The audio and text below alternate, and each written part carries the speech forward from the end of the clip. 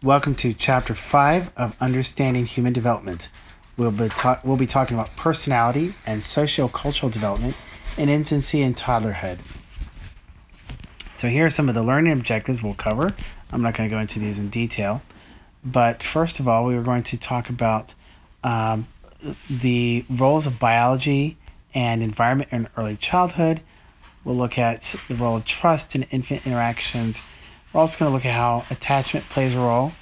And we'll look at the role of caregivers as well.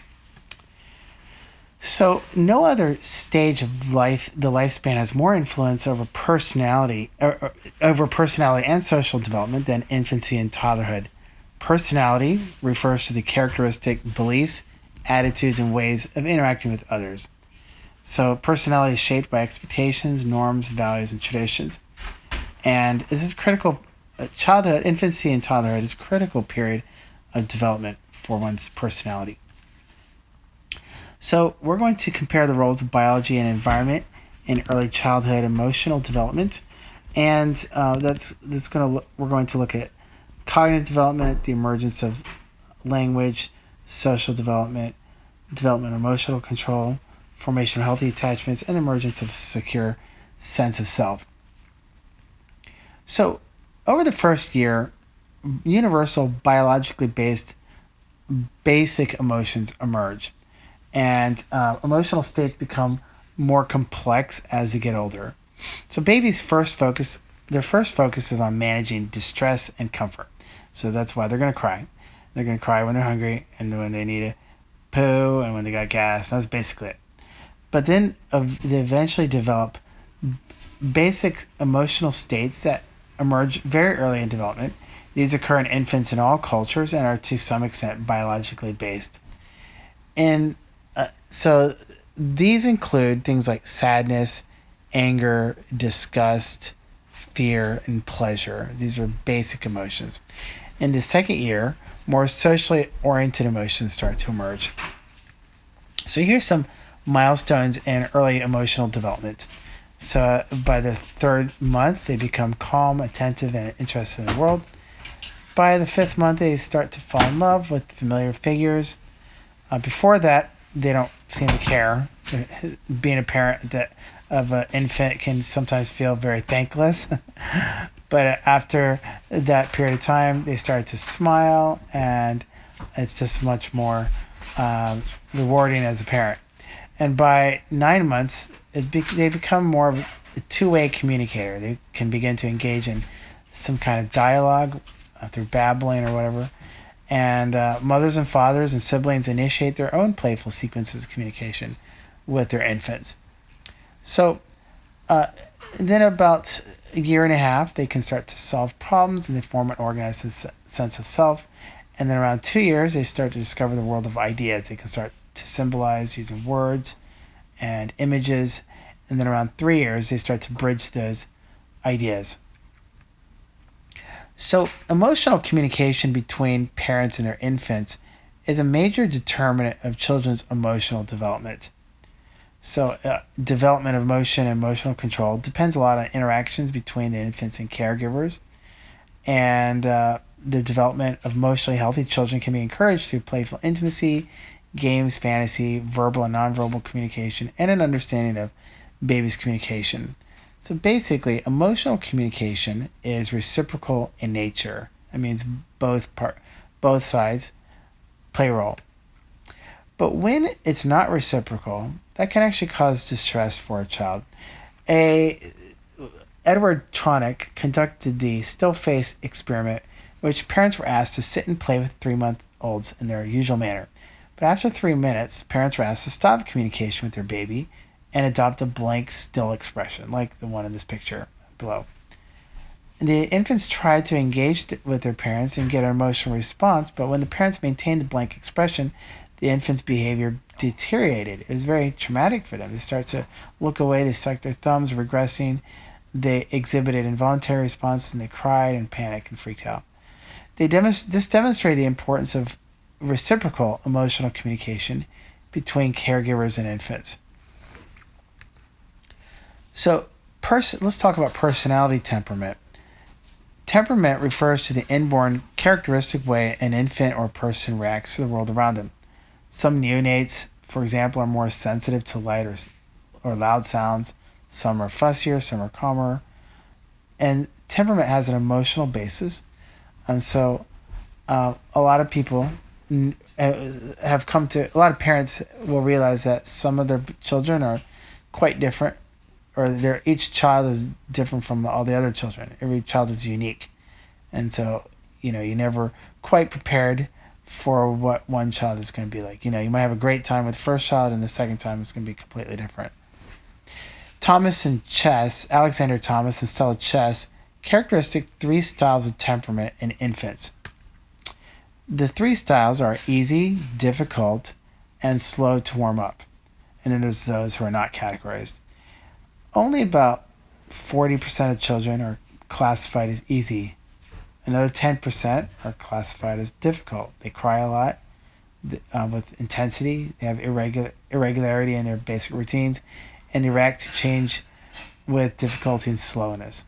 And then about 15% are considered slow to warm up. That means they have both positive and negative moods, and usually mild, thankfully, but they have moderately regular in routines, and they react negatively to new people and situations, but they adjust over time. So these children get easier with time. And then there's some who are 35% are unable to categorize because the child may display a combination of all 3 categories at one point. Mary Rothbard looked at temperaments of infants and children and developed 3 broad dimensions of temperament. And these are considered biologically based and linked to the individual's genetics. So Rothbard categorized 3 broad dimensions of temperament on a scale. These include effortful control, negative activity, that means basically negative emotions, and extroversion or surgency. So basically 3 different dimensions for the child. That is their effortful control, the negative emotions that they express, and how outgoing they are. All right. Now, our basic temperamental patterns, they will present early and persist throughout development. And these are more rooted in biology. But as they get older, the degree or intensity of the temperament shifts as infants, toddlers, and children grow and change. And these are due more to the environment. So the personality may start out more as using a genetic or biological template, so to speak, but as they get older, the environment shapes them more, and that the environment contributes to their personality. And parents are encouraged to work with an infant's basic style of temperament early on. So we want to look at the role of trust in infant interactions. A common hallmark of social development occurring the first year of life is the development of trust. Erik Erikson's first critical developmental task is the development of trust versus mistrust, which is resolved in the first year of life. This is the first stage of psychosocial development according to Erik Erikson. So trust develops when infants learn that the environment is predictable and stable and that they can depend on their caregivers to meet their needs. And so that is done through feeding and comforting. Caregivers' responsiveness to their infants' needs are particularly important. These are important. Particularly important are the responses of the caregiver during feeding. In other words, how the caregiver gives comfort when they're hungry or when during times of distress. This tells a child that they are valuable and worthy and that someone's going to care for them. From the caregivers, children learn when to feel anxious and guilty and when to feel comfortable and secure. So if the caregivers is sensitive to their needs, then they are taught that other people are reliable and that their needs are important. So feeding helps develop trust. Sigmund Freud believed that the first year of life is focused on oral stimulation, and much of later personality development depends on how those oral needs are satisfied in the first year. And Erik Erikson believed that the manner in which the caregiver attends to the infant's hunger needs is critically important in trust development. So, a properly met hunger needs led to a sense of trust, whereas improperly met hunger needs led to a sense of mistrust. Cultural differences exist in feeding and comforting practices. So, in some cultures, mothers perform nearly all of a child's care. In other cultures, multiple caregivers are involved in a child's care. And regardless of style, infants who are able to establish consistent, positive relationships with their caregivers generally fare very well. But when neglect or abuse occurs, mistrust predominates. So, a healthy adjustment requires a balance between developing trust, which is important because it allows infants to form secure attachments, and mistrust. And some mistrust may be helpful because it teaches them to protect themselves from threats. We don't want to be too naive, and children have to somewhat protect themselves. But developing trust should prevail. And as according to Erik Erikson, the first critical development is learning to trust. And when they develop that trust, they become securely attached. So the emotional bond that occurs between a child and a caregiver helps build the foundation for attachment. So what is attachment? We're going to talk about that next. And the first relationship that a child has is between the infant and their primary caregiver. And attachment is synchronous. It's between both sides. It's not one person doing all the work. It requires both sides, both parties. And John Bowlby and Mary Ainsworth are noted for studying attachment theory, as we call it. And they define attachment behaviors as those primarily that promote nearness to a specific person. So, becoming attached to caregivers, which usually occurs by age 8 or 9 months, is the most influential social relationship that infants establish. And in Mary Ainsworth's strange situation test, she studied the styles she found that infants can demonstrate different styles of attachment to their caregiver. And so in Mary Ainsworth's strange situation test, mothers left their 12 to 18-month-old toddlers in a room with toys and a stranger. And so she found that they had typical styles of relating. So some children, they were fine when the mother went and came back, and so those would be called secure attached. They would have secure attachment. And those children that basically panicked and got clingy or had a negative reaction would be considered an insecure attachment. Just to be clear, all the children would respond by crying when their mother left. What was different between them is when the mothers returned, how they responded to that. So Mary Ainsworth found that between 60 to 70% of middle-class U.S. babies displayed secure attachment. That is, they had a strong emotional bond with their caregiver that develops because of responsive caregiving. The remainder of the toddlers displayed insecure attachment, which is a result of inconsistent or unresponsive caregiving. About 30 to 40% of middle-class U.S. babies fall into this category. And there are 3 distinct forms, which we're going to look at next. So, as we know, there's a secure attachment, and but then Mary Ainsworth also looked at the anxious resistant or ambivalent attachment, and then the avoidant attachment. The fourth category, the disorganized one, was added later. But the anxious resistant attachment, also known as ambivalent attachment, is characterized by anger and distress when the mother or caregiver leaves, and ambivalence when the mother or caregiver returns. So that is anxious resistant or ambivalent. Avoidant attachment is characterized by avoidance of the mother or caregiver. And then there's disorganized or disoriented attachment. This is characterized by contradictory behavior and confusion toward the mother or primary caregiver. This is considered the most serious form of insecure attachment and generally is associated with the poorest developmental outcomes. So, what are the effects of attachment? Why is this important? Securely attached infants are generally more curious, sociable, independent, and competent than their insecurely attached peers, giving them more advantages throughout childhood. They're more curious, like I said, more sociable, they're more effective in coping, they exhibit more developed social skills, and they're generally better prepared to take on the developmental tasks of all types.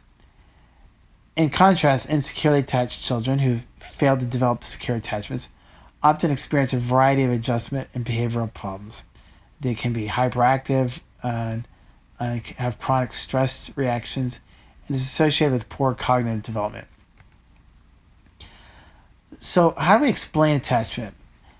Secure attachment forms when infants have caregivers who provide consistent attention and who interact with sensitivity and warmth. Insecure attachment forms when caregivers are inattentive or emotionally rejecting. Behaviorists and psychoanalytic theorists usually stress the role of conditioning, reinforcement, and the resolution of needs in the development of attachment.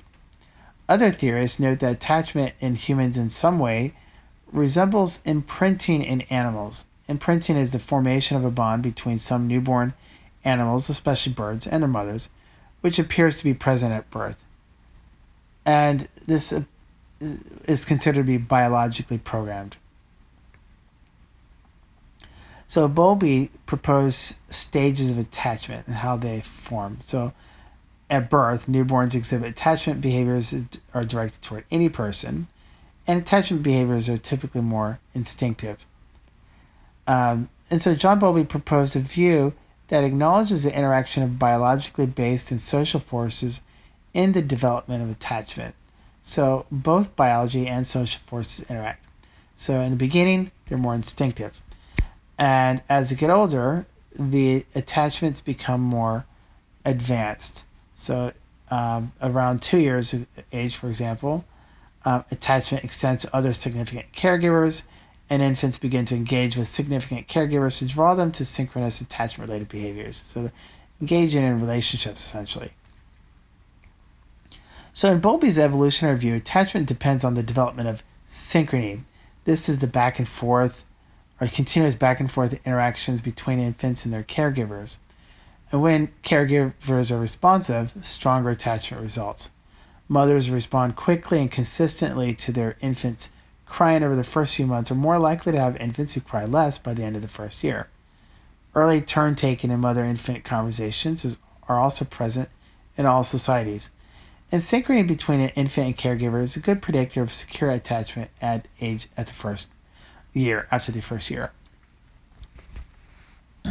So that's why it's important for parents to demonstrate that synchrony.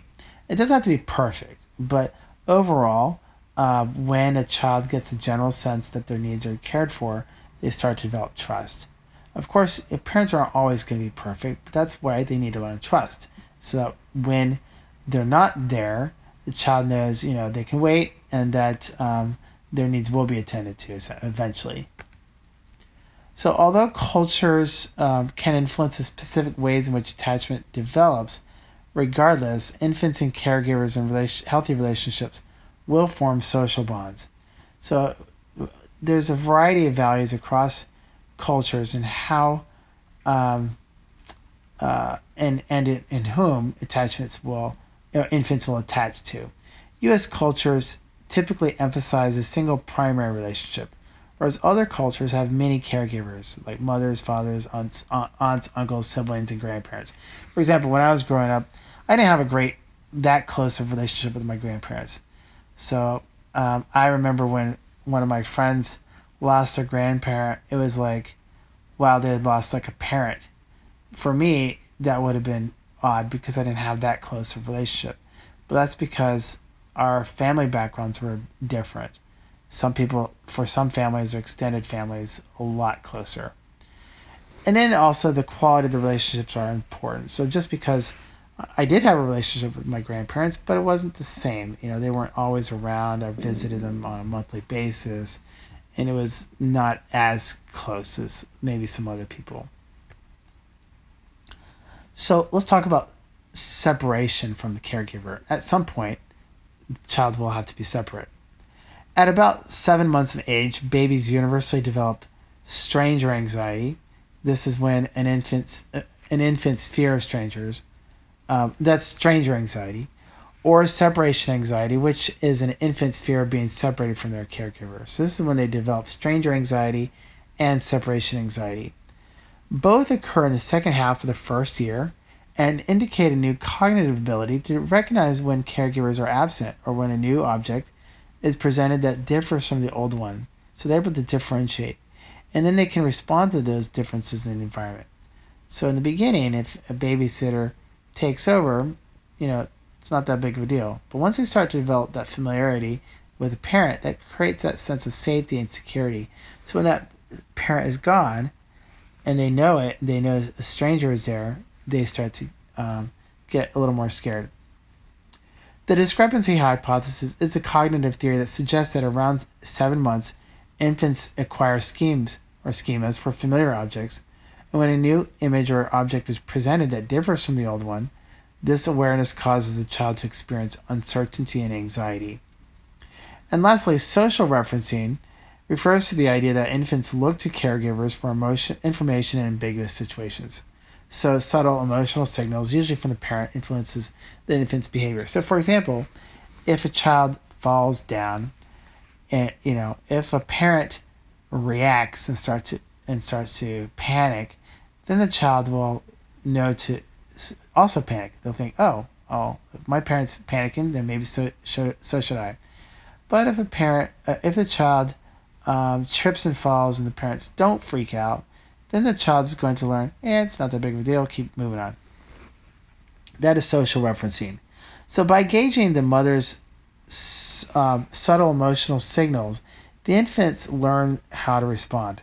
Social referencing plays a large role in conveying cultural understandings to children.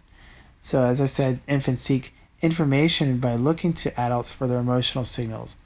And then they notice the cultural values and social behaviors that are emphasized by their caregivers. Through social referencing, infants as young as 1 can pick up on the values of their culture. And inclusion of infants and toddlers in social interactions convey cultural meaning. So for example, like when I take my child out to church, I'll have him passed around from person to person because people love children, right? But then he learns that, it's okay to enjoy talking and babbling to other people. And he's a charmer now. He's very sociable. During their second year, children establish a sense of their own autonomy, which is their need to be separate and independent from their caregivers. Erik Erikson viewed these patterns of separating from the caregiver as a conflict between autonomy versus shame and doubt. This is the second critical developmental issue that's usually resolved in the second or third year of life. So what is the first one? It's trust versus mistrust. That lays the groundwork for autonomy. When a child knows that they can trust their parent, then they can have autonomy. So children who form a secure attachment, they're better able to develop healthy independence. So autonomy is rooted in that trust. Autonomy is facilitated when trust has been well established in infancy. So that takes us to pro-social behavior. During the second year, toddlers begin to develop to cooperate, share, help, and respond empathetically. And these are all called pro-social behavior. And this develops sequentially and begins to emerge in the second year. The development of empathy is also closely linked to secure attachments. This also emerges in the second year. Empathy is the ability to understand another's feelings and perspectives. And like I said, it's linked to secure attachments because when you know that your needs are met, or they're going to be met, then you can also pay attention to others outside of yourself. So the treatment the child receives when hurt and is also related to the toddler's development of their own self-concept. That takes us to the development of the self. At birth, infants cannot differentiate between themselves and the world around them. Infants gradually develop an understanding that they are separate from the world around them and that their actions can be intentional. Later in the first year, infants realize that they can cause things to happen, for example, and they might even look at themselves in the mirror and watch their own reactions and react to themselves. So let's talk about cultural differences. The age at which toddlers recognize themselves in the mirror varies by culture. Even in cultures that emphasize sharing, toddlers so there's cultural differences in their possessiveness and their ability to talk, or believe that they can own something, or that they have rights to something. And toddlers are extremely possessive, indicating they understand the difference between self and others. And me and mine feature heavily in speech by the end of the second year. Again, these are also somewhat related to a culture as well. So we've looked at important factors in personality development during infancy and toddlerhood. We've looked at temperament, attachment, social referencing. Then there's parental discipline, which we somewhat briefly touched or glanced over, and then self-concept. Let's talk about the broader context of the family system. So we're going to look at caregiving roles within their social cultural context. Historically, mothers played the dominant role in caregiving, and today women are more likely to share the responsibility of childcare, thankfully, but the traditional nuclear family is no longer the most common form the family unit takes. And that's because we have a lot of blended families and step families.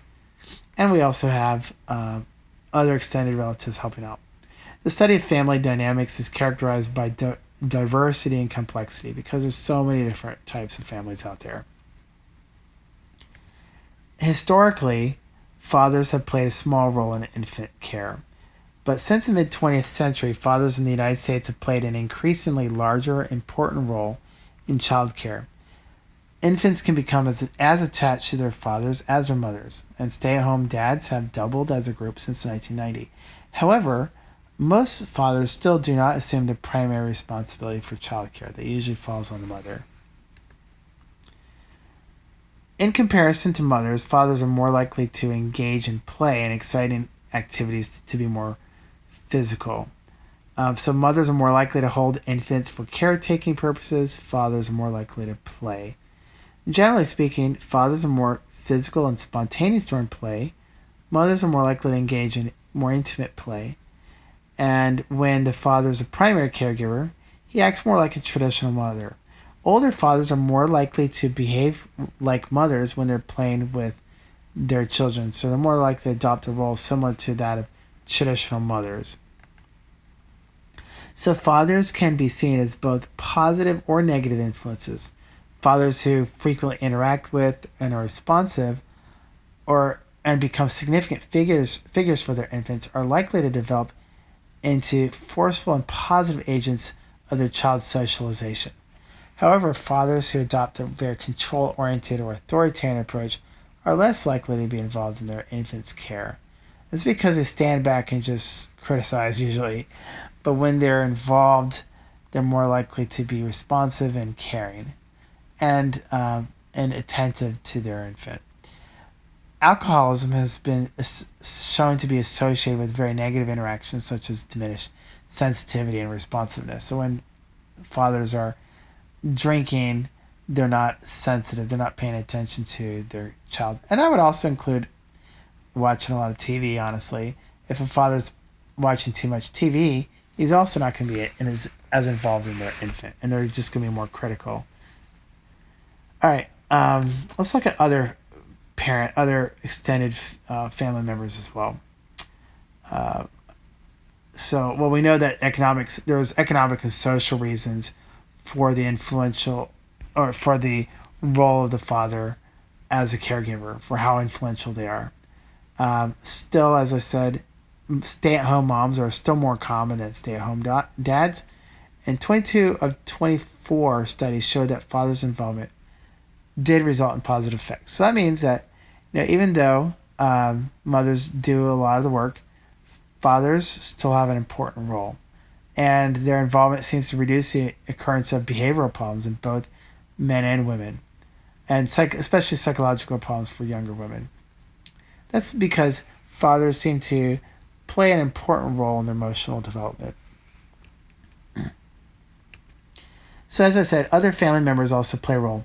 Other family or community members can assist in childcare, and shared childcare is more common in collectivistic cultures.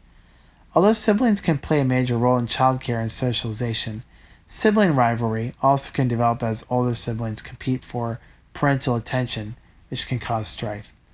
Grandparents often fill an important role in childcare, especially in single parent families or when mothers work. Although a variety of relationships among children and grandparents can exist, in general, grandparents are more approving and use less discipline than their parents. Now, in our day and age, grandparents are actually resisting getting too involved because sometimes grandparents feel like they're taken for granted, and they also want to retire too. So that's an important reminder for young people to not necessarily expect your parents to help you out when you have a child. It's a privilege when they do. But sometimes when people expect it, they don't necessarily appreciate them as much. So the social ecology of childcare is the overall environment in which childcare occurs within and beyond the home, and includes arrangements, programs, and values that are associated with various childcare options. There are large cultural differences among various countries and social groups with respect to how children are cared for. In the United States, more than 60% of U.S. women with children under the age of 3 work outside the home. So due to modernization and social changes, many more women are working outside the home.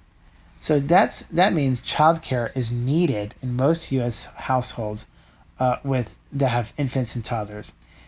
And in the United States, there's almost no public or government assistance for childcare. This is not the case in many other developed countries. First of all, in other developed countries, many women are less likely to work outside the home. And, in developing countries, I should say. In developed countries, that's the industrial countries that are advanced, unlike the United States, they do provide public and government assistance for childcare. And so that's that's one of my complaints, is that many of the states are not very family friendly like in other countries. I'm going to skip over this longitudinal study, but just remember that a major consideration for many U.S. families is high quality child care for their children, particularly considering that 61% of mothers with children under 3 and 64% of mothers with children under the age of 6 work outside the home. So childcare is very important. Okay, so let's talk about infants and toddlers with special needs. There's 3 different types of special needs that we're going to talk about. Those are visual impairments, hearing impairments, and severe disabilities.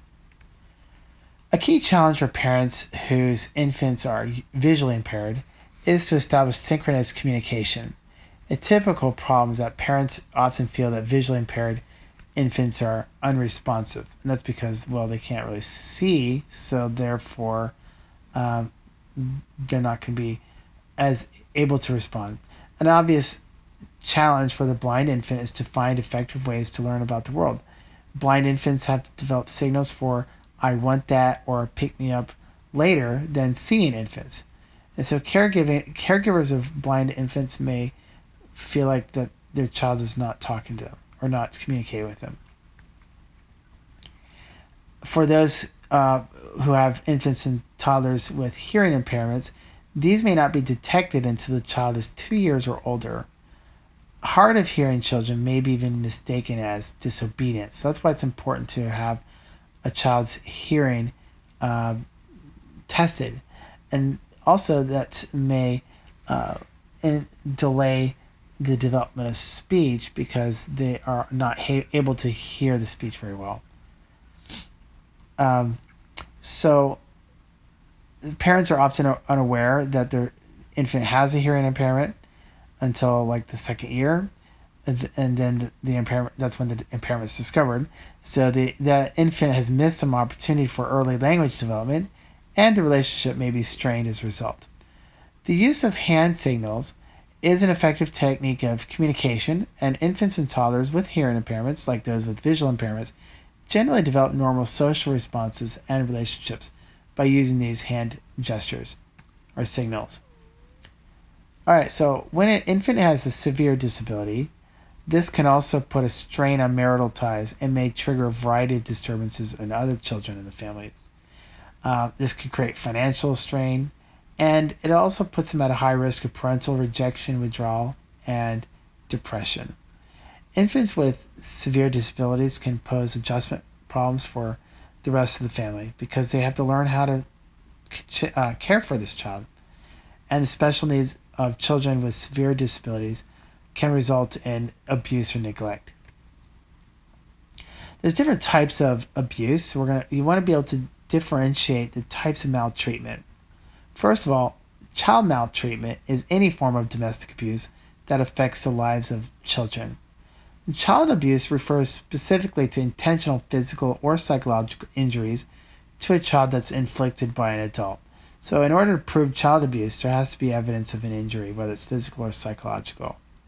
Child neglect, which is often more unintentional, involves a failure of a caregiver to respond to and care for a child.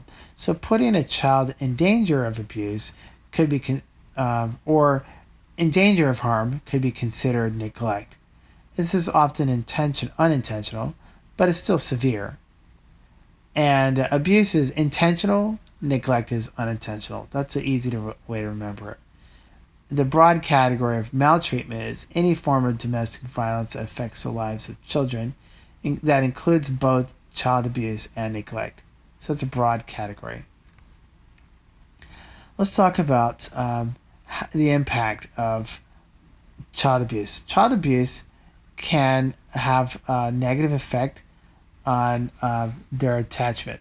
So although malnutrition and other conditions can contribute to failure to thrive syndrome, which is, as you may recall, is a condition that may result from malnutrition or unresponsive caregiving, in which they end up small or emaciated, child neglect is sometimes also the cause for a failure to thrive. So infants that weigh in lower than 3% of the normal weight range, and they show no other evidence of specific diseases or abnormality. So as I said, failure to thrive can simply be the result of neglect. The parents are not taking care of their needs. And child abuse in general, can interfere with attachment, especially when they occur in the first year or when the abuses or neglect is inflicted by the primary caregiver. These also put the child at risk for physical, cognitive, and emotional impairments. How do we respond to abuse and neglect? Well, oftentimes there's a misunderstanding that when child welfare services gets involved, that they're going to automatically just take the child away.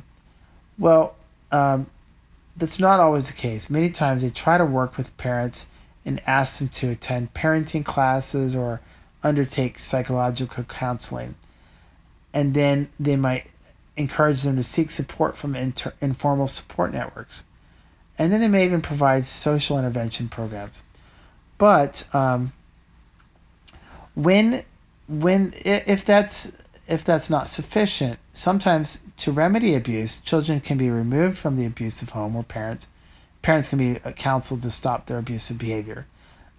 Parents can also seek support from others, but programs can also address the underlying social triggers of abuse, such as poverty, drug abuse, and mental illness. So sometimes, though, the only way to protect a child is to remove them from the home. But that's not necessarily always the case. In fact, the ideal is to keep children and their parents together. And that's it. Well, I hope you join us for the next chapter, chapter 6, on the physical, cognitive, and language development in early childhood. So that's it. Thank you.